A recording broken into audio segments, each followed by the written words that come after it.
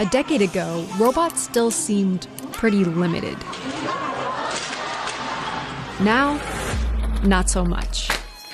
And computers don't just win chess anymore, they can win Jeopardy! Watson, what is the elegance of the hedgehog? They can win Go! There are about 200 possible moves for the average position in Go. This is all happening really fast, and it's causing some to forecast a future where humans can't find work. There will be fewer and fewer jobs that a robot cannot do better. And what are the people going to do? That's the $64,000 question. I believe this is going to be one of the biggest challenges we face in the coming decades. People who are not just unemployed, they are unemployable. But if you ask economists, they tend to have a pretty different view from the futurists and Silicon Valley types. Do you worry that new technologies could cause mass unemployment?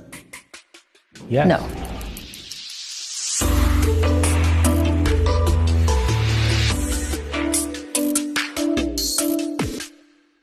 I have devoted my career to worrying about the labor market, particularly worrying about the living standards of low and moderate income workers. So I worry a lot about things. I am not worried about this. One of the reasons a lot of economists are skeptical about robots taking all the jobs is that we've heard that before. There was a spike of automation anxiety in the late 20s, early 1930s, when machines were starting to take over jobs on farms and also in factories. This article from 1928 points out that there were guards who used to open and close the doors on subway trains, and people who took tickets before there were turnstiles. And I just love this quote. It says, "Building materials are mixed like dough in a machine and literally poured into place without the touch of a human hand." Automation anxiety surged again in the late 1950s, early 1960s. President Kennedy ranks automation first as job challenge. Computers and automation threaten to create vast unemployment and social unrest.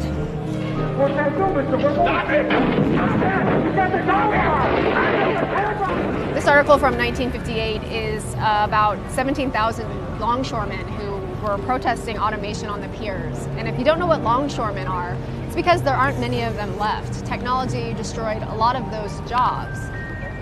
And yet, we didn't run out of work. This chart shows the percentage of prime-age people with jobs in the U.S. Ever since women joined the workforce in big numbers, it's stayed around 80% outside of recessions. During this period, technology displaced some 8 million farmers in the U.S., 7 million factory workers, over 1 million railroad workers, hundreds of thousands of telephone operators. We've lost gas pumpers, elevator attendants, travel agents.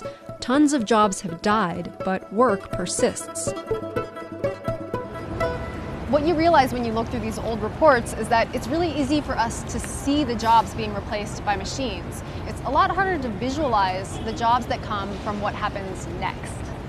New technology creates jobs in a few ways. There are the direct jobs for people who design and maintain the technology, and sometimes whole new industries built on the technology.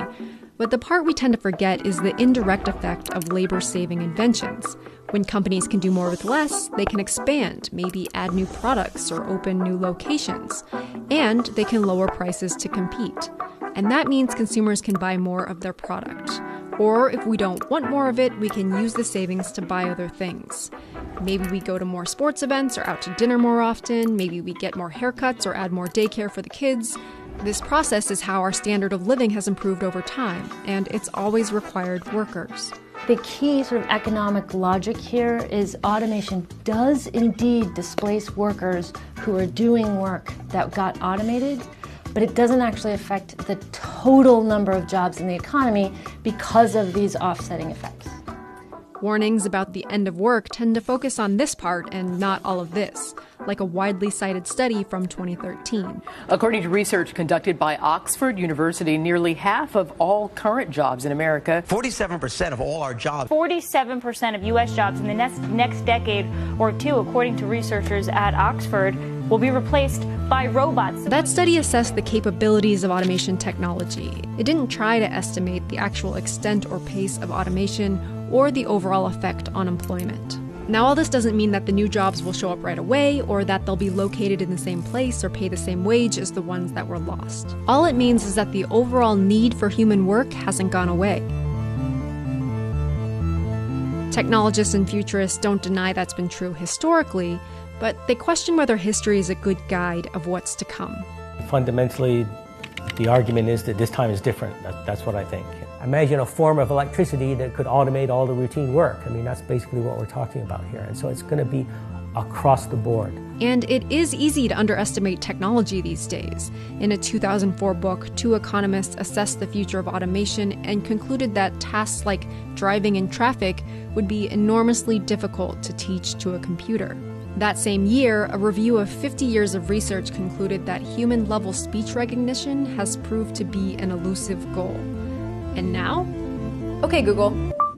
How many miles has Google's autonomous vehicle driven? According to Recode, that's because the company announced its self-driving car project, which was created in 2009, has racked up over 2 million miles of driving experience. This is the textbook chart of advancement in computer hardware. It's the number of transistors that engineers have squeezed onto a computer chip over time. Already pretty impressive, but notice that this isn't a typical scale. These numbers are increasing exponentially. On a typical linear scale, it would look more like this. It really is hard to imagine this not being massively disruptive. And as the authors of The Second Machine Age point out, processors aren't the only dimension of computing that has seen exponential improvement. The idea of acceleration in your daily life, when do you encounter that? When, maybe in a car for a few seconds, in an airplane for seconds again. The idea that something can accelerate for decades, literally just continuously, is just not something that we deal with. I mean, we think in straight lines. But even though there's been all this innovation, it's not showing up in the data. If we were seeing this big increase in automation, we would see productivity growing much more rapidly now than it usually does. And we are instead seeing the opposite. Labor productivity is a measure of the goods and services we produce divided by the hours that we work. Over time, it goes up. We do more with less labor. We're more efficient. If we were starting to see a ton of labor-saving innovation, you'd expect this line to get steeper. But when you look at productivity growth, you can see that it's been slowing down since the early 2000s, and not just for the US. It's possible that new technologies are changing our lives without fundamentally changing the economy. So will this all change? Will today's robots and AI cause mass unemployment? There's reason to be skeptical, but no one really knows. But one thing we do know is that the wealth that technology creates, it isn't necessarily shared with workers. When you account for inflation, the income of most families has stayed pretty flat as the economy has grown. One of the problems we've seen over the last 40 years is that we have seen all this rising productivity growth, but it actually hasn't been broadly shared. It's been captured by a thin slice of people at the top of the income distribution. Even if unemployment stays low, automation might worsen economic inequality, which is already more extreme in the US than it is in most other advanced countries. But technology isn't destiny.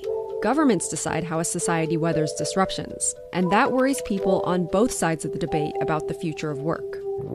You know, we've adopted policies that instead of really trying to counteract the trend caused by technology and globalization and other things, we've, in many cases, exacerbated them, right? We put a wind at the back of them and made them even more extreme, and that's a big problem. We'll probably always be fascinated by the prospect of robots taking our jobs, but if we focus on the things we can't really control, we risk neglecting the things we can.